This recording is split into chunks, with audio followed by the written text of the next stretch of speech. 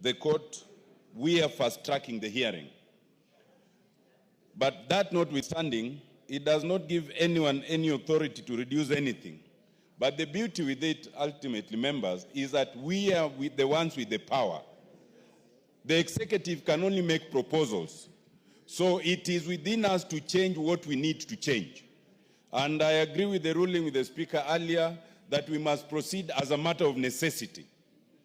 Secondly, on the RMLF matter, it is very interesting, Mr. Speaker, that the very people who are with us in court, who challenge the NGCDF matter every day, who litigate up to the Supreme Court and come back and restart again, have never found it necessary to challenge any of the exercise of authority by the counties, including the bursaries.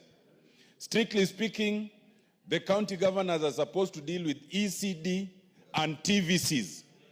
Now, TVCs, you end up with students coming to the members of parliament to support them, even the institutions themselves.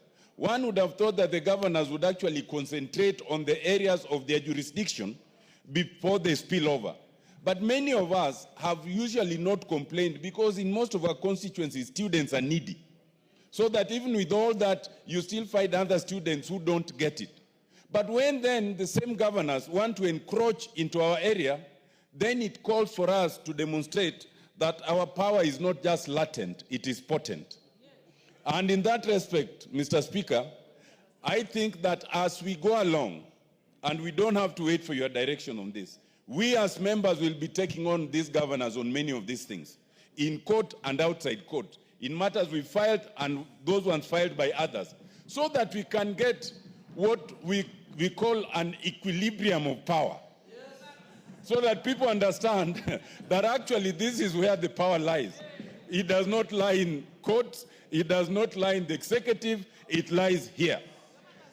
Courts can interpret the law anytime, and they can interpret our actions anytime. But ultimately, they cannot stop us from making legislation however we want.